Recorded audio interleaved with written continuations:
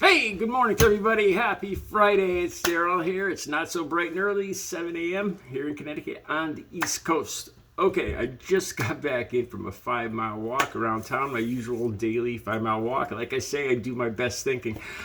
And I was thinking about doing this video for a while. Now, this video is going to be, it's going to be 3 of the stupidest, most dangerous things I did because of or while in addiction. Okay, let me say first and foremost, after you hear all 3 of these, you'll realize that this isn't bragging. These are 3 of the things that I'm most ashamed of, embarrassed of. One had to do with my health and my life. One had to do with my freedom, and the other one had to do with just my family. 3 of the stupidest. Some of the most dangerous things. 3 things.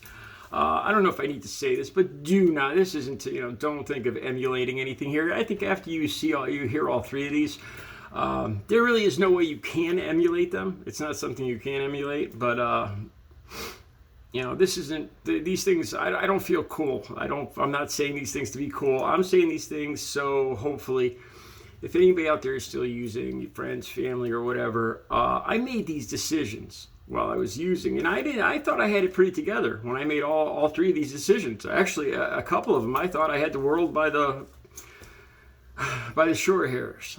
Seriously, at the time, I thought they were great decisions. I thought they were going to yield great results or get me through different situations.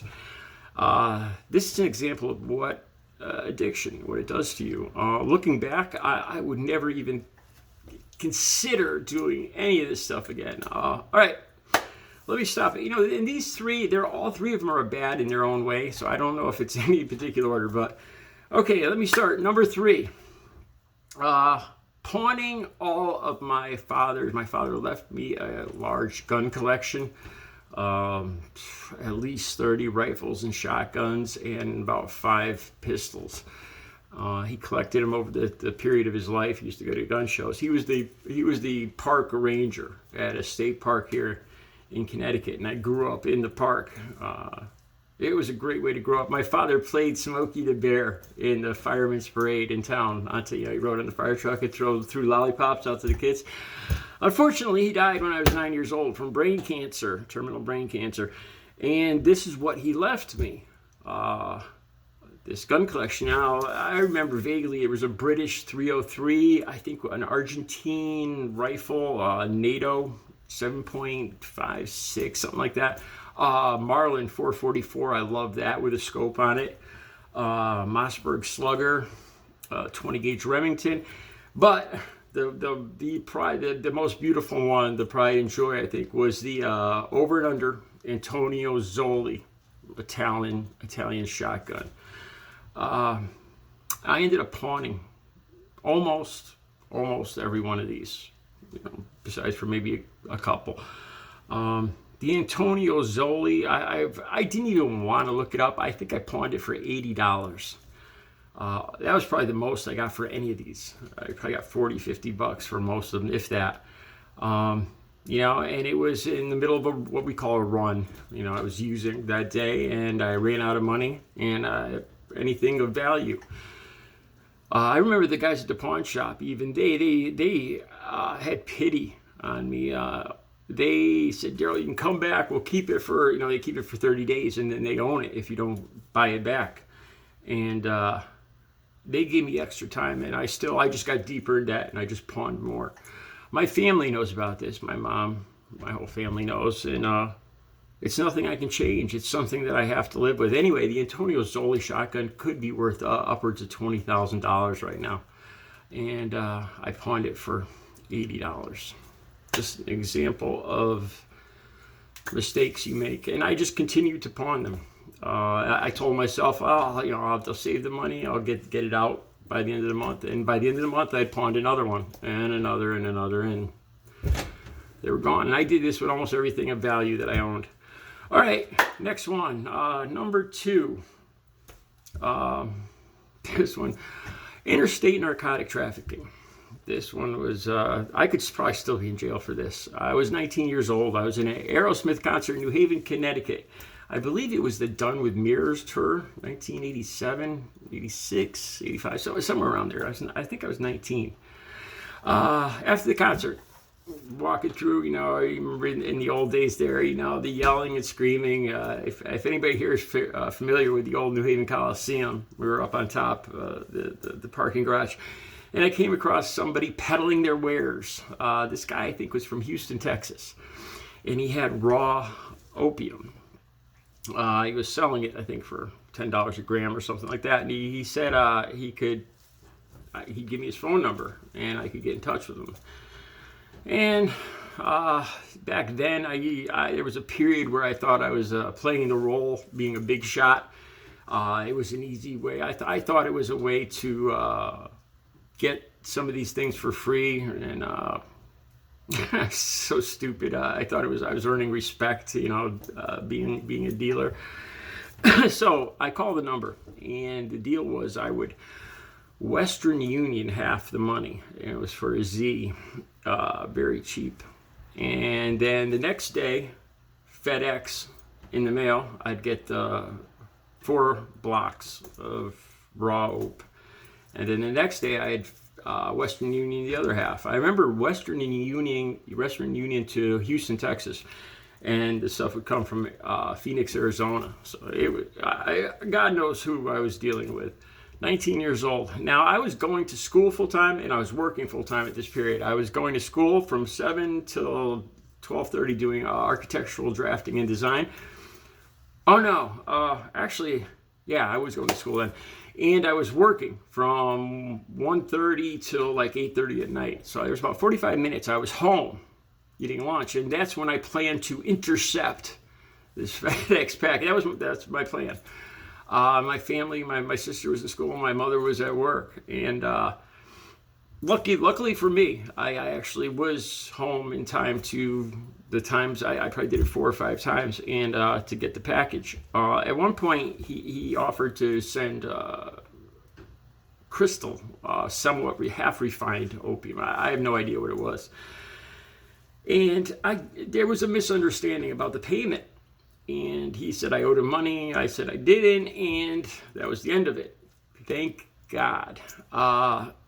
You know, I don't know. I thought I was a smart guy. You know, like I said, I was going to school for architectural design and drafting. I was one of the youngest designers in my firm, and yet I don't know if I didn't realize what I was doing was a federal crime, interstate narcotic trafficking.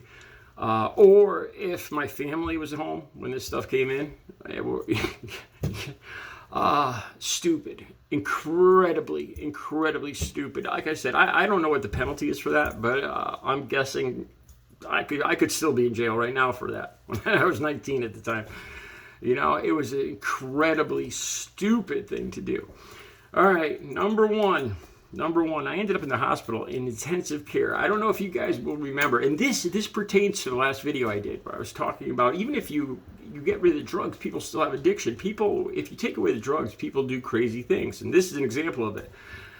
I don't know if people remember back, this is in the 80s, there was head shops and adult goodies and pipes and whatnot. And back then, this was the precursor, before bath salts. They had this thing. It was called incense, and it was made. It said not for human consumption. Do not take internally all over it. But the idea was that it was a cut to step on cocaine with. I think it had ephedrine or caffeine in it, so you got a little rush, and there was something in it that numbed the mouth. It was called incense. I'm not sure, you know, for them to be legal, they said it was incense, even though it had no scent. And I don't know if you're supposed to just put it in a little bowl or something. It looked like a white powder. Okay, and this was when I couldn't get the real actual substance. A couple nights I just would use this instead, and it said not for human consumption. And one night I had been drinking a lot, and I used quite a bit of this nasally. And long story short, I had massive internal bleeding, a GI bleed. The next day I was working in an architectural office, and I felt nauseous. I ran to the bathroom, and I filled the sink up with blood. It had eaten through a major artery in my esophagus. I ran.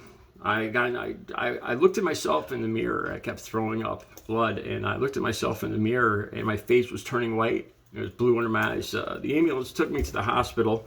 I ran into the walk-in center, and I ran past the nurses, and I filled the sink up there. They called the ambulance. I remember the ambulance ride to the hospital. I asked them, "Am I going to die?" And I told them everything, and they said, "I don't know. We don't know. Maybe not. Probably not." I was in intensive care for 3 days, all hooked up. They were siphoning my stomach the whole time. It was terrible. They, shoved a hose down my throat, and it stayed in there for 3 days. No ice, no water, no nothing for 3 days. It was the most torturous experience. I remember crying the whole time. The guy next to me passed away. I was an elderly gentleman. I had put myself in I was probably one of the closest times I ever came to dying. When I looked at myself in the mirror, I remember seeing my face white and it was blue under my eyes. And I remember it just almost felt good at that moment, like I could just let go. And it was a scare. I felt like I was going home. It was probably the closest I ever came to dying, and because I didn't have the substance, cocaine. So do not ever use anything like that, because it will kill you. Okay, I see I'm running along on time. I'll probably do some more of these in the future, because believe me, there's no shortage of stupid things I did during addiction. Again, don't emulate it. None of this is to brag. Hopefully people will learn through my mistakes. These are decisions I made in addiction, and at the time, they didn't seem stupid. They didn't seem, they seemed like good ideas. And looking back, ask for help. Always ask if you're using, ask to get help. Getting clean is something as a decision you will never regret. Trust me. All right, you guys, have a great Friday.